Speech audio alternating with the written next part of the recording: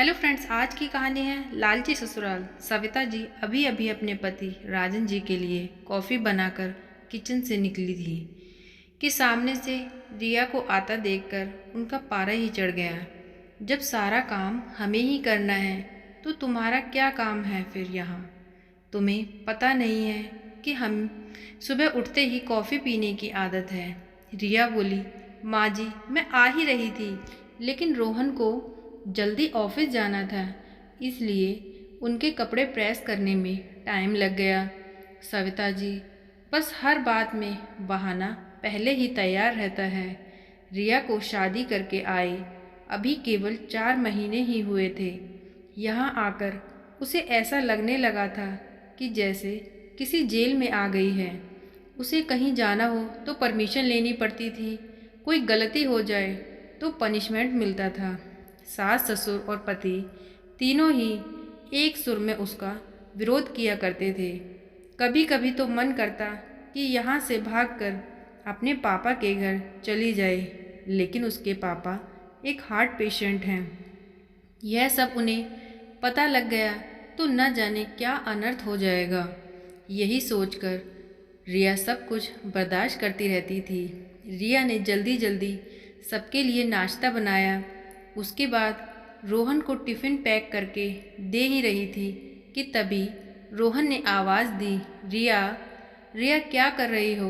इतना टाइम नहीं है मेरे पास, कार चला के नहीं जाना है। मेट्रो में कितना समय लगता है ये तुम्हें पता है ना? ज़रा सा लेट पहुँचो तो ऑफिस में सुनना पड़ता है।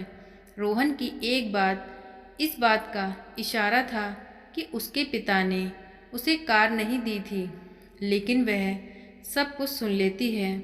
पिता को कैसे बताए कि जिन्हें आपने उसका जीवन साथी चुना था वह पैसों का लालची है। एक दिन शाम को रोहन घर आया तो उसने अपने पापा से बात की कि पापा, अब मुझसे नौकरी नहीं होती। वो आपके पुराने दोस्त शर्मा जी जो मोटर के पार्ट्स बनाते हैं, मैं चाहता हूँ कि उसकी सप्लाई मैं शुरू कर दूँ, लेकिन बेटा उसके लिए तो कम से कम 10 लाख रुपए चाहिए होंगे, और वो पैसे कहाँ से आएंगे? वही सोच रहा हूँ। तभी रिया चाय बनाकर वहाँ लाती है। रोहन ने रिया से कहा, तुम अपने पापा से कुछ पैसे उधार ला सकती हो क्या? रिया का सब्र का जवाब दे चुका था। रोज रोज के तानों से दुखी होकर उसने जवाब दिया। रिया ने कहा, मेरे पिता के भरोसे मत रहना। उन्होंने मेरी शादी करके अपना फ़र्ज़ पूरा कर दिया। अगर आपको नौकरी करने में दिक्कत है तो मुझे जॉब करने दो, दोनों मिलकर कमाएंगे। और ये सुनकर रोहन का पारा ही चढ़ गया। क्या बकवास कर रही हो? ज़्यादा ज़ुबान चलने लगी है क्या? रिया बोली, मैं बहुत बर्दाश्त कर चुकी हूँ, इसलिए मैंने जॉब करने का फ़ैसला किया है। रोहन ने कहा, नहीं, हमारे घर में ये सब नहीं होता। अगर तुम्हें जॉब करनी है तो अपने घर चली जाओ। मुझे पता था कि आप यही कहेंगे। मैंने वकील से बात कर ली है, मैं जल्द ही तलाक ले लूँगी। ये सुनकर रोहन और उसके पिता के हाथ पांव ही फूल गए। तभी सविता जी वहाँ आ गई। देख लिया बहू को सिर पर चढ़ाने का नतीजा। निकाल दे इसको अभी घर से बाहर। रिया ने कहा, ठीक है, मैं पुलिस को फ़ोन कर देती हूँ। आप मेरा सारा सामान और दहेज वापस कर दीजिए।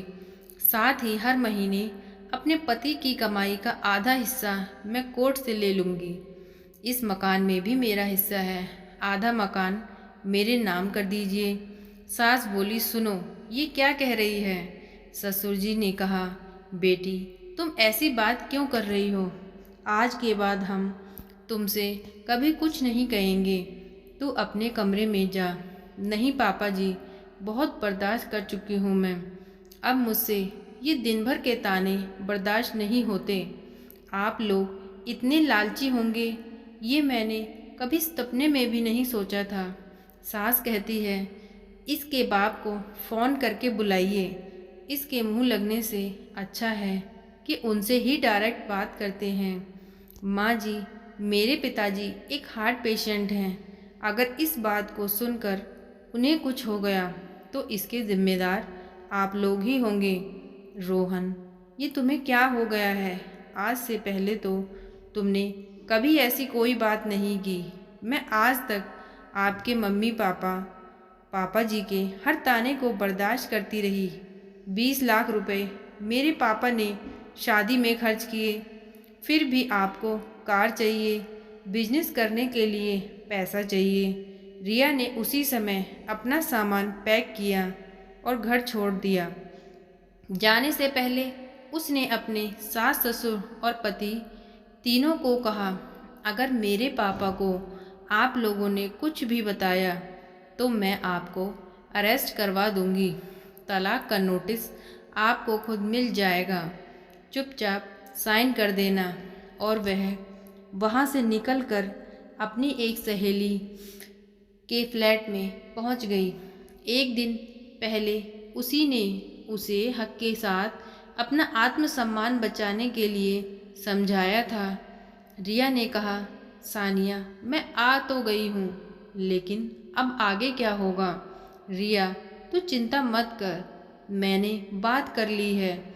मेरे ऑफिस में एक जगह खाली है।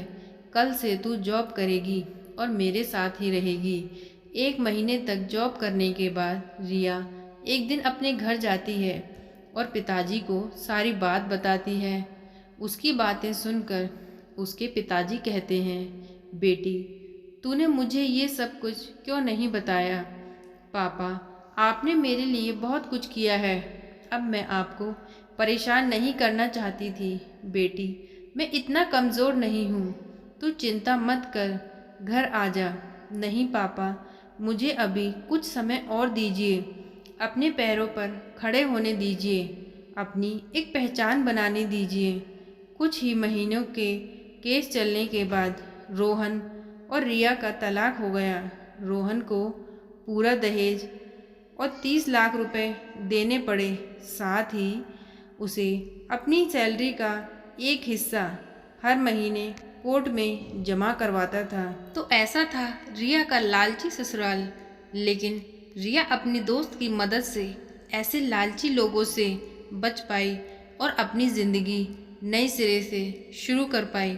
तो फ्रेंड्स, इतनी सी थी ये कहानी। आज की ये कहानी आपको कैसी लगी प्लीज़ कमेंट करके बताएं। प्लीज़ वीडियो को लाइक करें, चैनल को सब्सक्राइब करें। Thank you.